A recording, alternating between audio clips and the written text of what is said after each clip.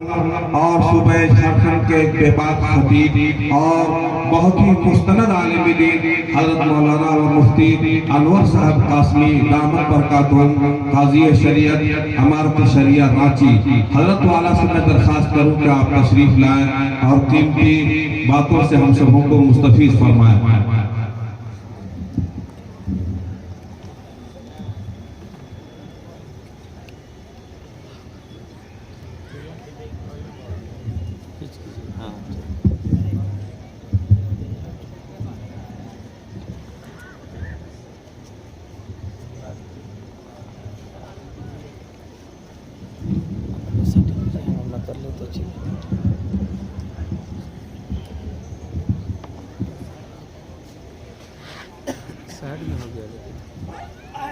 بسم اللہ الرحمن الرحیم وبہ نستعین والصلاة والسلام علی رسولہ الکریم وعلی آلہ وصحبہ وأہل بیتہ اجمعین اما بعد فاعوذ باللہ من الشیطان الرجیم بسم اللہ الرحمن الرحیم وَأَمَّا مَنْ خَافَ مَقَامَ رَبِّهِ وَنَهَى النَّفْسَ عَنِ الْهَوَىٰ فَإِنَّ الْجَنَّةَ هِيَ الْمَأْوَىٰ صدق اللہ العظیم۔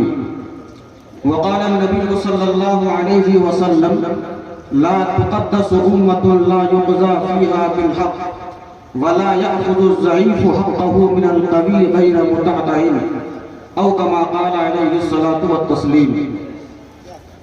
صدر عالی قدر کا کلیدی اور صدارتی خطاب آپ تمام حضرات نے سماعت فرمایا۔ اسٹیج پر انتہائی معزز و محترم علماء کرام تشریف فرما ہے۔ اس دوران اس طالب علم کو کچھ کہنے کے لیے حکم ہوا ہے اور نقیب اجلاس نے میرے کان میں کچھ کہا ہے جو میں نہیں سنا ہے۔ انشاءاللہ اس کی رعایت کے ساتھ جلدی میں آپ تمام حضرات کے سامنے دو تین باتیں عرض کرنے کی کوشش کروں گا اللہ کی فضل اور اللہ کی توفیق سے۔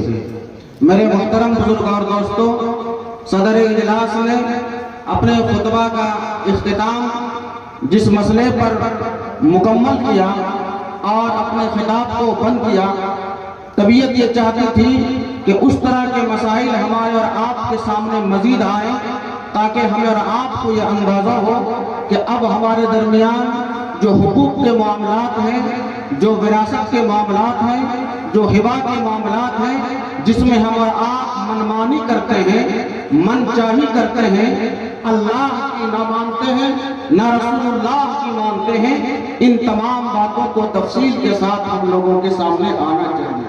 یہ تو معلوم ہو چکا اصلاح معاشرہ کے اجلاس کتنے ہوتے ہیں، کثرت کے ساتھ ہوتے ہیں۔ بھلا کون مسلمان نہیں جانتا کہ جہیز کا لینا دینا صحیح نہیں ہے، لیکن ہم لوگ ریپیٹ ان چیزوں کو کرتے ہیں اور ان تمام چیزوں کو ہم لوگ سننے کے عادی بھی ہو چکے ہیں۔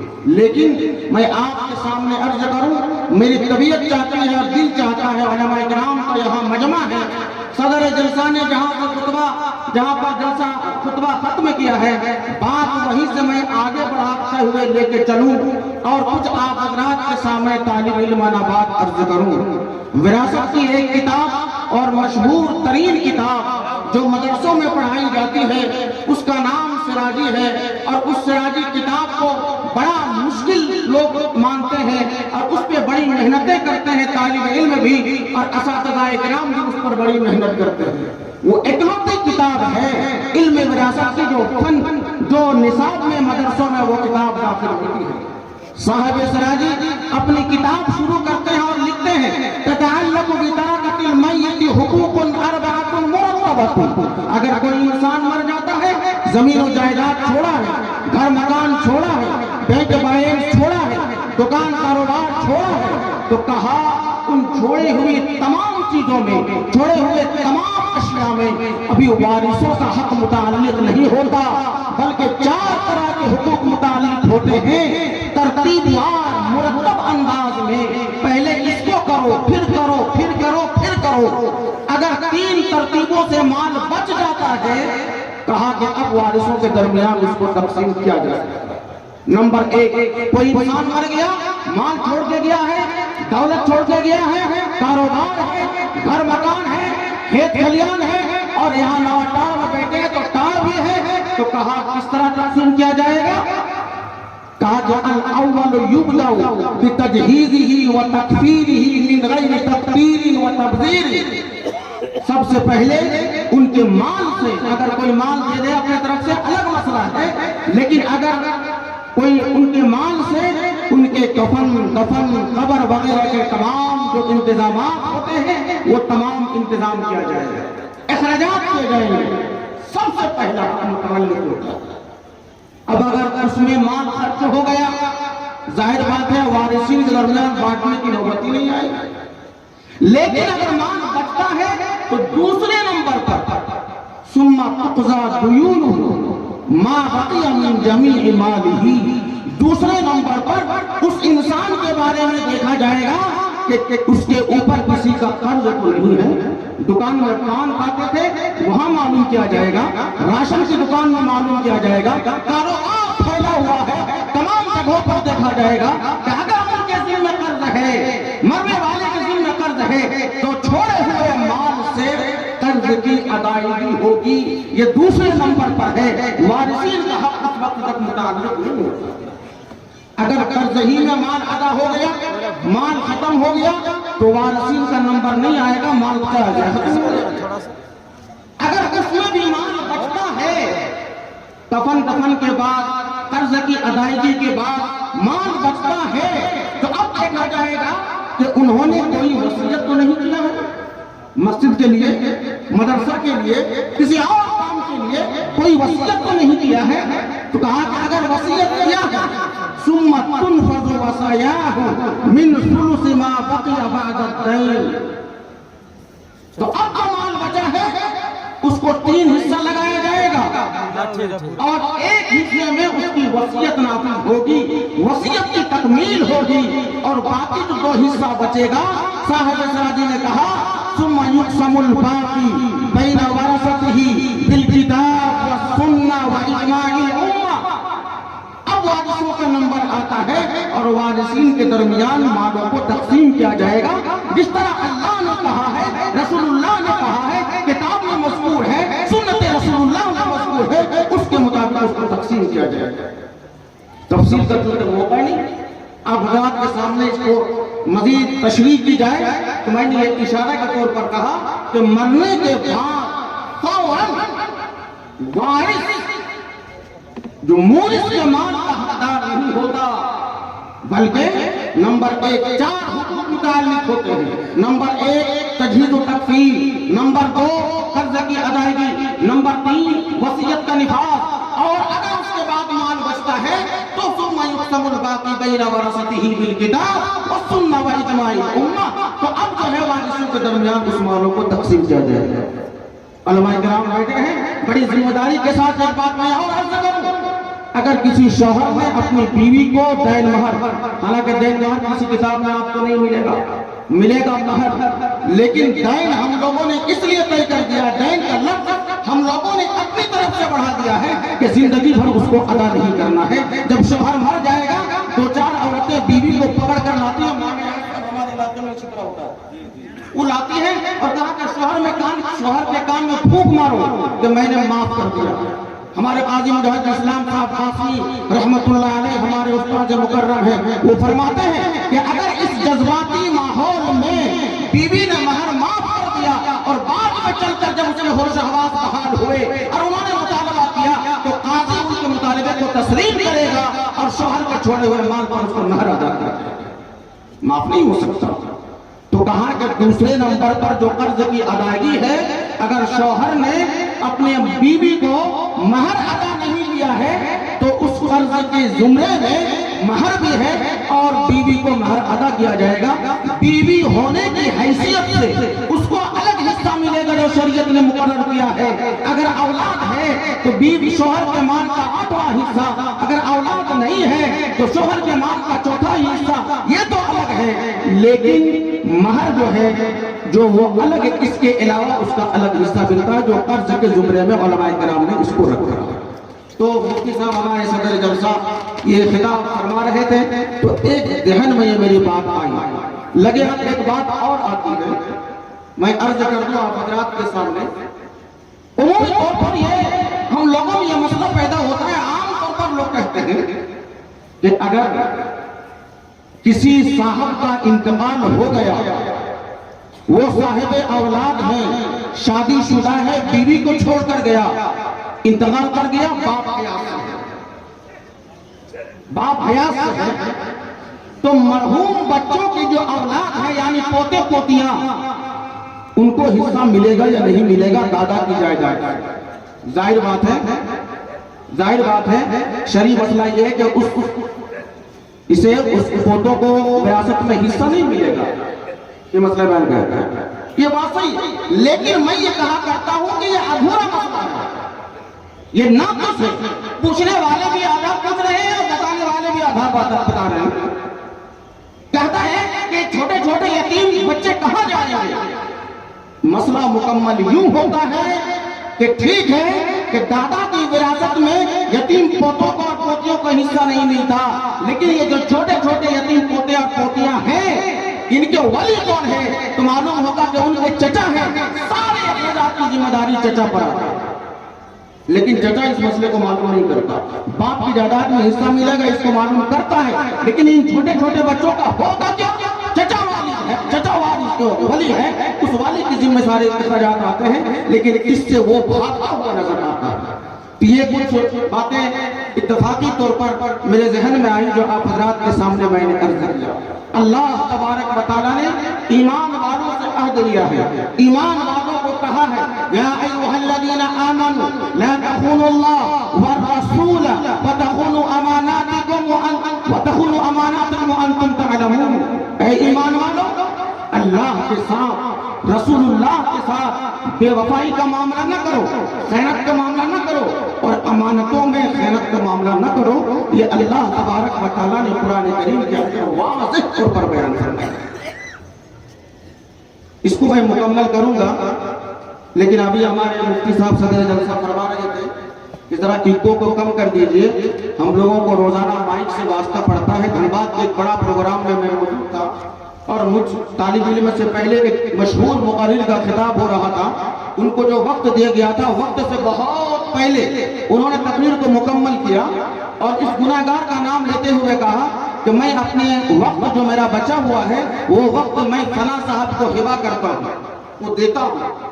جب میں مائک پر بیٹھا تو میں نے بردستہ کہا کہ مجھے معلوم ہے کہ انہوں نے اپنا وقت مجھے ہبہ کیوں کیا ہے، مجھے اپنا وقت مجھے ہبہ کیوں کیا ہے، مائک کی وجہ کر وہ ہبہ کیا جاتا ہے وقت کو۔ تو بہرحال میں عرض کروں گا اگر کوئی مائک کر رہے ہیں تھوڑا سا جو وہ لوڈ کم پڑے طاقت کم لے اس کو کر دیا جائے۔ تو اللہ تبارک و تعالیٰ نے کہا کہ اللہ کے ساتھ، رسول اللہ کے ساتھ بے وفائی کا اور خیانت کا معاملہ نہ کرو۔ اے لوگوں، اللہ کی مان کر چلو، رسول اللہ کی مان کر چلو، اللہ نے جو کہا ہے اس کو تسلیم کرو، جن چیزوں سے روکا ہے اس سے رک جاؤ، یہ عبادت ہے، یہ اتباع ہے، یہ طاعت ہے۔ اللہ تبارک و تعالیٰ نے فرمایا ہمارے سماج میں، ہمارے معاشرے میں لوگوں ایک چیز کی جو بہت شدت کے ساتھ کمی کا احساس ہوتا ہے، وہ یہ کہ ہمارے درمیان سے انصاف اٹھتا جا رہا ہے اور عدالت لوگوں کو اٹھتی جاتی ہے ہر معاملے میں۔ ابھی اولاد کے ہبہ کی بات آ رہی تھی، وہ معاملہ ہو، بیوی کے درمیان عدالت کا معاملہ، وہ معاملہ، اور جو دیگر اپنے رشتہ دار وغیرہ ہیں ان تمام کے معاملات کو آپ دیکھیں گے، یہ انصاف کی عینت ہماری آنکھوں سے لوگوں کو اٹھتی جا رہی ہے۔ اور اللہ کے نبی نے فرمایا لا تقدس امت، وہ امت معزز نہیں ہو سکتی، وہ امت مقدس نہیں ہو سکتی، وہ عزت دار کہلانے کے حقدار نہیں۔ لا یقضی فیہا بالحق، جہاں پر حق کے ذریعے سے فیصلہ نہ ہوتا ہو، حق پر فیصلہ نہ ہوتا ہو، حق کا بول بالا نہ ہوتا ہو، اور اتنا حق کا بول بالا نہ ہوتا ہو کہ کوئی ضعیف لا یاخذ الضعیف حقہ من القوی غیر متعدی، کہ کوئی ضعیف کسی قوی سے اپنا حق بغیر کسی جد و جہد کے اور بلا تکلف حاصل نہ کر لے، وہ سماج مقدس کہلانے کے حقدار نہیں ہے۔ یہ جناب نبی پاک صلی اللہ علیہ وسلم نے لوگوں کو فرمایا۔ میں عرض کرنا چاہتا ہوں آپ حضرات کے درمیان، اولاد کا معاملہ ہو، بہنوں کا معاملہ ہو، بیویوں کے درمیان عدل کا معاملہ ہو، یہ تمام امور کو آپ دیکھیں گے.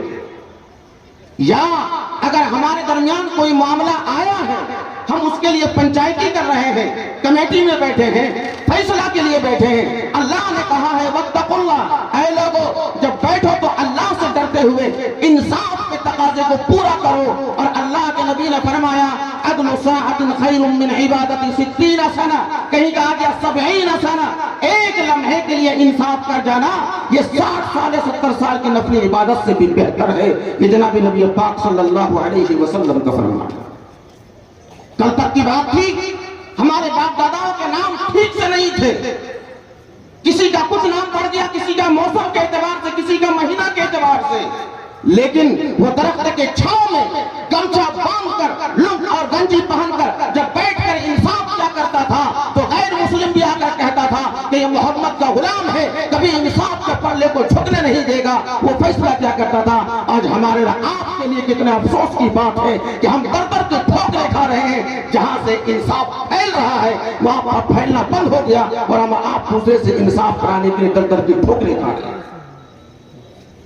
اللہ نے تو کہا تھا ان اللہ یامر بالعدل، اے لوگو اللہ تمہیں عدل کا حکم دیتا ہے، انصاف کا حکم دیتا ہے، عدالت کا حکم دیتا ہے.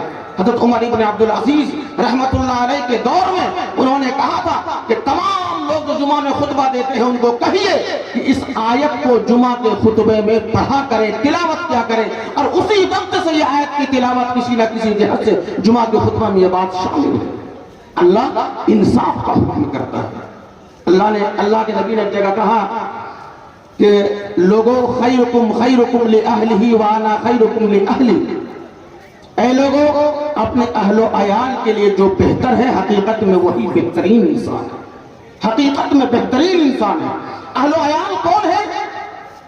بیٹی بھی گھر میں ہے اور بہو بھی گھر میں ہے. وہ عیال اور اہل میں ہے یا نہیں؟ علماء کرام سے آپ معلوم کر لیں، جس گھر میں بیٹی کے لیے الگ ترازو ہو، دیکھنے کے الگ عینک ہو اور بہو کو دیکھنے کا الگ عینک ہو، یاد رکھیے لوگوں وہ بہترین انسان کہلانے کا حقدار نہیں ہو سکتا. نہیں ہو سکتا.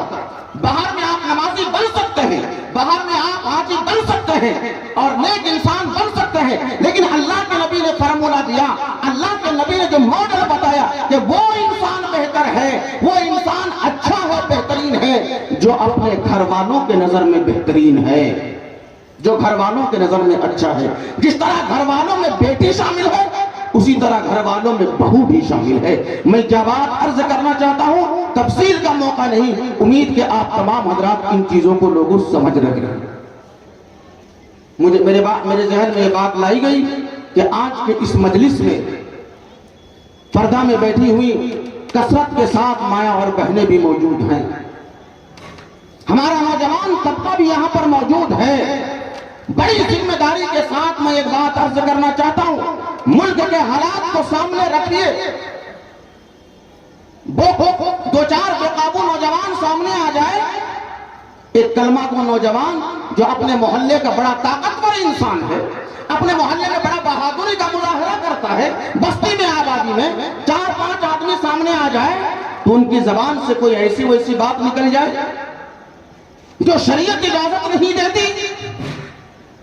کیا ہمارا ایمان اتنا سستا ہو گیا؟ کیا ہم اتنا متاثر اور مرعوب ہو گئے؟ کیا مجاہدے کی صفت، جد و جہد کی صفت ہمارے اندر سے غائب ہو گئی؟ جبکہ اللہ نے کہا وَالَّذِينَ جَاهَدُوا فِينَا لَنَهْدِيَنَّهُمْ سُبُلَنَا وَإِنَّ اللَّهَ لَمَعَ الْمُحْسِنِينَ. اے لوگو میرے راستے میں مجاہدہ کرو، کوششیں کرو، جد و جہد کرو، ہم تم کو اپنے راستے پر لگا لیں گے، یہ اللہ کا وعدہ ہے. اور اللہ نے کہا کہ تم جب راستے پہ چلو گے تم تنہا نہیں ہوگے، اللہ تمہارے ساتھ ہوگا. کوشش تو کیا جائے، کوشش تو کیا جائے. یہ ہمارے نوجوان بچیاں اسکولوں کے نام پر، اکیڈمیز کے نام پر، ٹیوشن کے نام پر، کوچنگ کے نام پر جائے اور کسی کی بھی انگلی لے کر، کسی کی بھی سہارا لے کر چلے جائے، ایمان کا سودا کر لے. ابھی بات آ رہی تھی کہ کلکم راعٍ وکلکم مسئول عن رعیتہ. کہاں گئی ہماری نگرانی؟ کہاں گئی ہماری تربیت؟ کہاں گئی وہ ہمارے آباء و اجداد کے اقدار؟ اور کہاں گئے ہمارے آباء و اجداد کی وہ روایت میرے محترم بزرگ اور دوستوں، سمجھ جانے کا وقت ہے، سمجھ جانے کا وقت ہے۔ میں اشاروں میں صرف یہ بات اس لیے کر رہا ہوں کہ میرے پاس بالکل وقت نہیں۔ اللہ کے پیغمبر نے فرمایا ثلاث لا يدخلون الجنة ابدا، الدیوث من الرجال والرجلة من النساء ومدمن الخمر۔ تین طرح کے لوگ جنت میں نہیں جائیں گے۔ الدیوث من الرجال، مردوں میں وہ مرد جنت میں نہیں جائے گا جو دیوث ہوگا۔ صحابہ کرام نے پوچھا تھا یا رسول اللہ دیوث مرد کی پہچان بتا دیجئے۔ اللہ کے پیغمبر نے فرمایا جس گھر کی بہو بیٹیاں، جس گھر کی عورتیں دوسرے مردوں سے ملے ملاقات کرے اور اس مرد کو غیرت نہ آئے، شرم نہ آئے، وہ دیوث ہے اور وہ ایسا مرد جنت میں نہیں جائے گا۔ یہ اللہ کے پیغمبر نے فرمایا ہے، کسی اور کا قول نہیں۔ اور فرمایا وَالرَّجُلَةُ مِنَ النِّسَاءِ، ایسی لڑکی ایسی عورت جنت میں نہیں جائے گی جو کسی بھی اعتبار سے مردوں کی نقالی کرتی ہے، کسی بھی اعتبار سے۔ کہیں اللہ کے پیغمبر نے فرمایا لعنت اللہ علی المتشبہین والمتشبہات، ایسے مردوں پر اللہ کی لعنت ہے جو عورتوں کی نقالی کرتا ہے، ایسی عورتوں پر اللہ کی لعنت ہے جو مردوں کی نقالی کرتی ہے۔ یہ اللہ کے نبی کا لوگو فرمان ہے۔ اب ہم اپنے بچوں کو جو لباس پہنا رہے ہیں، اب ہم اپنے بچوں کے سر کے بال جو تراشوا رہے ہیں، یہ تمام چیزوں کو آپ دیکھیں، ان کے لیے جو چپل خرید رہے ہیں، ان کے لیے جو نیچے کا اوپر کے جو کپڑے خرید رہے ہیں، ان تمام چیزوں پر آپ غور کریں اور اللہ کے نبی کی حدیث کے اس جملے کو قریب میں رکھیے کہ وَالرَّجُلَةُ مِنَ النِّسَاءِ، ایسی عورتیں جنت میں نہیں جائے گی جو مردوں کی نقالی کیا کرتی ہے۔ اور تیسری بات وَمُدْمِنُ الْخَمْرِ، جو شراب پینے کا عادی ہو وہ جنت میں نہیں جائے گا، نہیں جائے گی۔ یہ بھی کہنا پڑتا ہے، یہ بھی کہنا پڑتا ہے، نہیں جائے گا ہی نہیں جائے گی۔ کل تک تو سنتے تھے کہ فلاں کا شوہر، فلاں کا باپ، فلاں کا بھائی شراب پیتا ہے، لیکن لوگوں بہت افسوس ہوتا ہے اور رونا آتا ہے ایسی باتوں کو سن کر کہ جس کے باپ نے اپنی بہن کا نام بڑے پیار کے ساتھ عائشہ رکھا تھا، باپ نے اپنی بیٹی کا نام بڑے پیار سے فاطمہ رکھا تھا، ایسے نام رکھنے والے سے نام کے حامل خواتین بھی آج نشے میں دھت ہو کر کے کسی غیروں کے سہارے پر کندھوں میں اپنے سر کو رکھ کر کے دھت گئے۔ افسوس کی بات ہے۔ تو میں نے یہ عرض کیا آپ حضرات کے سامنے کہ ہمیں اور آپ کو انتہائی حکمت کے ساتھ، تدبر کے ساتھ اور بیدار مغزی کے ساتھ تمام حالات کی طرف، تربیت کی طرف توجہ دینی چاہیے، خاص کر کے اپنی بیٹے اور بہنوں کی تربیت کی طرف۔ لوگوں ذرا سوچئے تو صحیح، اللہ کے پیغمبر نے فرمایا اے میری امت کے عورتوں، جب تم لوگ اپنے سروں پہ کنگھی کیا کرو، سروں میں کنگھی کیا کرو، کنگھی کرنے کی وجہ کر تمہارے بال لمبے ہوتے ہیں، بال ٹوٹ کر کنگھیوں میں آ جایا کرتے ہیں، لیکن تم اپنے بالوں کو، ٹوٹے ہوئے بالوں کو جس کی اب کوئی قیمت نہیں ہے، کوئی وزن نہیں ہے، کوئی وزن نہیں ہے، ان بالوں کو تم ادھر ادھر نہ پھینکو تاکہ کسی بد نگاہ، کسی بد نظر کی نظر نہ پڑے ٹوٹے ہوئے بال پر۔ جہاں اللہ کے پیغمبر نے ٹوٹے ہوئے بال کی بھی حفاظت کرنے کے لیے کہا ہے، وہاں اگر ہماری بہو بیٹیاں کھلے سر منڈیوں میں ٹہلنے لگے تو ذرا بتائیے عزت کا جنازہ نکلے گا یا نہیں نکلے گا؟ میرے بھائی، میں یہ عرض کرنا چاہ رہا ہوں کہ تربیت اس لیے کہا گیا کہ اگر تعلیم کم ہو چلے گا، لیکن تربیت میں اگر کوتاہی ہو گئی نسل بگڑ جائے گی، خاندان بگڑ جائے گا۔ تربیت میں کوئی کمی، اور جو اسلامی روایات ہیں اس میں کوئی کمی نہیں ہونی چاہیے۔ حضرت مولانا الیاس صاحب رحمت اللہ علیہ، انہوں نے جو تبلیغی نصاب مقرر کیا تو انہوں نے کہا کہ گھروں میں تعلیم کو پابندی سے کیا کرو، گھروں میں تعلیم کو پابندی سے کیا کرو، چاہے تھوڑی دیر کے لیے صحیح۔ جو بھی تعلیم ہے ظاہر بات ہے وہ قرآنی متعلقات ہیں، رسول اللہ کی باتیں یا اللہ کی باتیں، قرآنی متعلقات ہیں۔ قرآن نے کہا وَإِذَا قُرِئَ الْقُرْآنُ فَاسْتَمِعُوا لَهُ وَأَنصِتُوا لَعَلَّكُمْ تُرْحَمُونَ۔ کیا کہا؟ کہہ لوگو جب قرآن پڑھا جائے خاموش رہو، سکون کے ساتھ رہو، چپ چاپ رہو، اطمینان کے ساتھ سنو۔ اگر تم ایسا کرو گے لَعَلَّكُمْ تُرْحَمُونَ، اللہ کی رحمت تمہارے طرف متوجہ ہوگی۔ جس گھر کے اندر تعلیم ہوگی، اللہ کی کتاب کے متعلقات پڑھائی جائے گی، سنائی جائے گی، تو کہا گیا کہ اللہ کی رحمت اس گھر کے طرف متوجہ होगी बड़ों की निगाह लोगों कितनी दूर तक हुआ करती है। जिन घरों में तालीम का एहतमाम हुआ करता है उन घरों के माहौल में कुछ न कुछ लोगों जरूर फर्क आया करता है।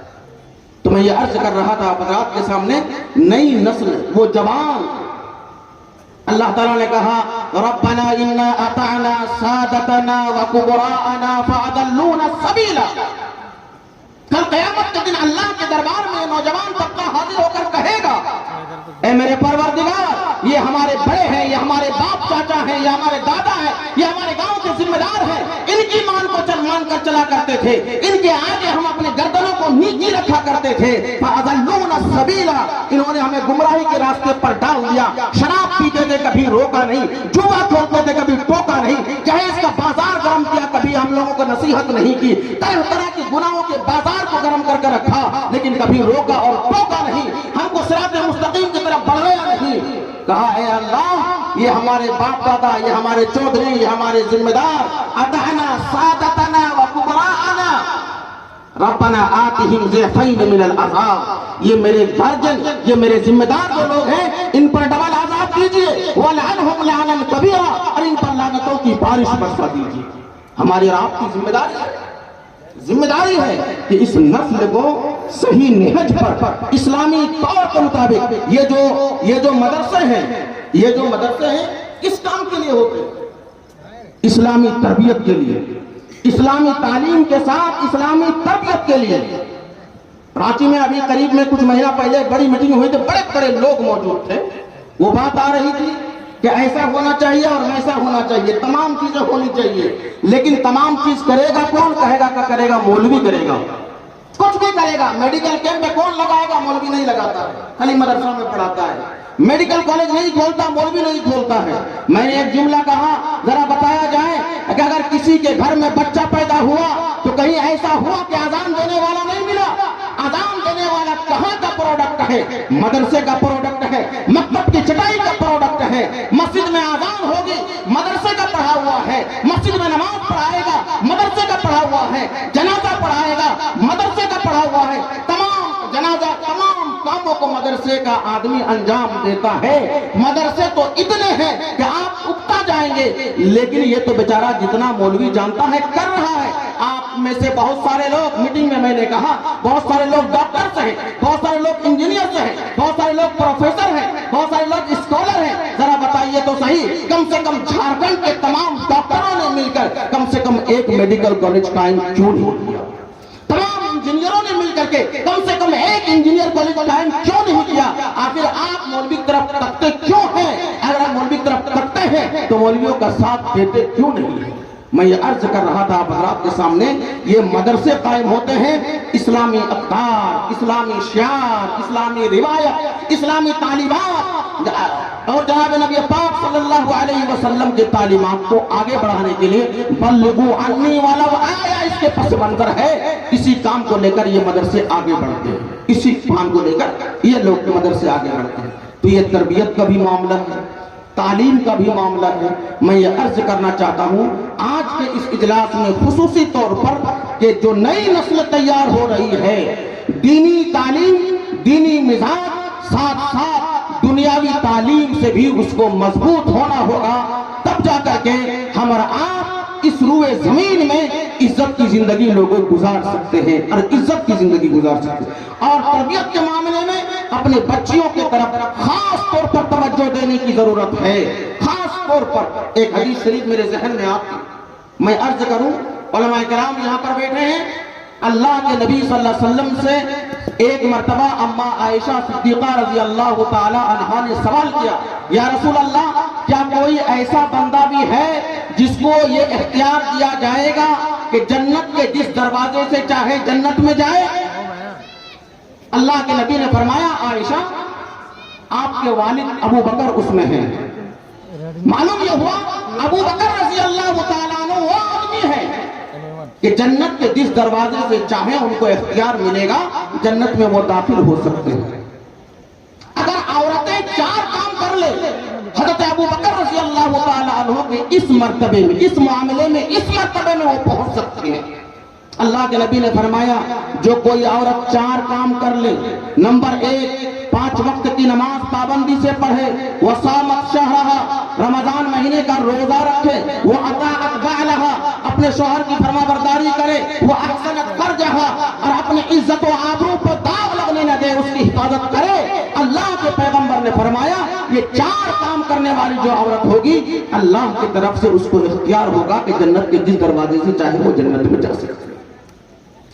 اطاعت بعلہا شوہر کی فرما برداری، لیکن شوہر کی فرما برداری نیک کاموں میں، گناہ کے کاموں میں شوہر کی فرما برداری بیوی پر واجب نہیں ہے، اس لیے کہ لا طاعت لمخلوق فی معصیت الخالق، جہاں پر اللہ کی نافرمانی ہوتی ہو وہاں پر کسی بھی مخلوق کی بات نہیں مانی جائے گی، چاہے وہ شوہر ہو، چاہے وہ باپ ہو، چاہے وہ استاد ہو، چاہے عالم ہو، چاہے مفتی ہو، کسی کی بھی بات نہیں مانی جائے گی جہاں پر خالق کی نافرمانی ہو رہی ہو۔ تو شوہر کی اطاعت وہاں واجب ہے جہاں پر اللہ کے قانون کی خلاف ورزی نہ ہوتی ہو، تو یہ اطاعت بعلہا میں یہ بات بھی شامل ہے کہ شوہر کی اطاعت و فرما برداری کرے۔ ایک بات میرے ذہن میں اور آ رہی ہے جو میں آپ حضرات کے سامنے عرض کرنا چاہتا ہوں۔ بہت سارے حضرات ہیں جن کے پاس 1 سے زائد بیویاں بھی ہو سکتی ہیں، یا بہت سارے لوگ ہیں عام طور پر کہ اسلام میں 4 شادی جائز ہے، مسلمان 4 شادی کر سکتے ہیں، لیکن ایسی بات تو نہیں ہے۔ قرآن نے ایسا بالکل بھی نہیں کہا کہ 4 کرنا ہی کرنا ہے، 3 کرنا ہی کرنا ہے، یا 1 سے زائد کرنا ہی کرنا ہے۔ قرآن نے تو قید لگایا ہے، قرآن نے کہا فَانْكِحُوا مَا طَابَ لَكُم مِّنَ النِّسَاءِ مَثْنَىٰ وَثُلَاثَ وَرُبَاعَ، 1 کر لیے ہو، 2 کرنا چاہتے ہو کر لو، 3 کرنا چاہتے ہو کر سکتے ہو، 4 کرنا چاہتے ہو کر سکتے ہو، لیکن کب تک؟ اس وقت تک جب تم 2 کے درمیان، 3 کے درمیان، 4 کے درمیان انصاف کا معاملہ کر سکو گے تب تک۔ اگر تم انصاف کا معاملہ نہیں کر سکو گے وَإِنْ خِفْتُمْ أَلَّا تَعْدِلُوا، اگر تم کو یہ پتا ہے، تم کو معلوم ہے کہ 1 سے زائد کے ساتھ تم انصاف نہیں کر سکو گے، تو کہا کہ فواحدہ، ایک ہی پر اکتفا کرو، 2 کی طرف قدم بڑھانے کی تم کو ضرورت نہیں ہے۔ بلکہ میں علماء کی مجلس میں یہ بات بھی عرض کرنا چاہوں، اگر 1 کی بھی استطاعت نہیں ہے تو 1 سے بھی شادی نہیں کرنی چاہیے، 1 سے بھی نہیں۔ اللہ کے نبی نے فرمایا یا معشر الشباب، یا معشر الشباب من استطاع منکم الباءۃ فلیتزوج لأنه اغض للبصر واحسن للفرج۔ اے نوجوان طبقہ، اے نوجوان کی جماعت، جس کے اندر یہ استطاعت ہو، جس کے اندر یہ استطاعت ہو شادی کرنے کی، وہ شادی کرے، اس لیے کہ اس کے ذریعے سے نظر نیچی رہتی ہے اور شرمگاہ کی حفاظت ہوتی ہے۔ وَمَن لَّمْ يَسْتَطِعْ، جو بیوی کے حق ادا کرنے پر قدرت نہ رکھتا ہو، جو استطاعت نہ رکھتا ہو، تو اللہ کے نبی صلی اللہ علیہ وسلم نے فرمایا کہ تمہارے لیے یہ ضروری ہے کہ روزہ رکھ کر کے اپنے خواہشات کو دباؤ، لیکن شادی نہ کرو، کہ جناب نبی پاک صلی اللہ علیہ وسلم کا لوگو فرمان ہے۔ تو میں یہ عرض کر رہا تھا آپ حضرات کے سامنے، مختلف انداز میں متفرقات، جلدی میں چند باتیں آپ حضرات کے سامنے یہ عرض کی گئی ہیں۔ یہ مدرسے سنگ بنیاد کا اجلاس ہے، اسی موقع پر یہ چند باتیں آپ حضرات کے سامنے رکھی گئی۔ کل ملا کر جو بات میں آپ کے سامنے یہ عرض کرنا چاہتا ہوں وہ یہ ہے کہ جو کوئی انسان اپنے قدموں کو اس لیے روک لیتا ہے کسی گناہ کے کام سے، نفسانی خواہشات سے، کہ اللہ کے سامنے کھڑے ہو کر جواب دینا ہے، اس نیت سے روک لیتا ہے، اپنے آپ کو روک کے رکھتا ہے۔ اللہ تبارک و تعالیٰ نے فرمایا وَأَمَّا مَنْ خَافَ مَقَامَ رَبِّهِ وَنَهَى النَّفْسَ عَنِ الْهَوَىٰ فَإِنَّ الْجَنَّةَ هِيَ الْمَأْوَىٰ۔ اللہ کے سامنے کھڑے ہونے کے منظر سے، جواب دہی کے منظر سے ڈرتے ہوئے اپنے آپ کو روک کے رکھا ہوا ہے۔ اللہ نے کہا ایسے ہی انسان کے لیے ہم نے جنت بنایا ہے اور ایسے ہی انسان کا ٹھکانہ جنت میں ہے۔ اللہ تبارک و تعالی ہم تمام لوگوں کو اچھے اعمال کی توفیق عطا فرمائے۔ ربنا تقبل منا انک انت السمیع العلیم۔ جزاک اللہ۔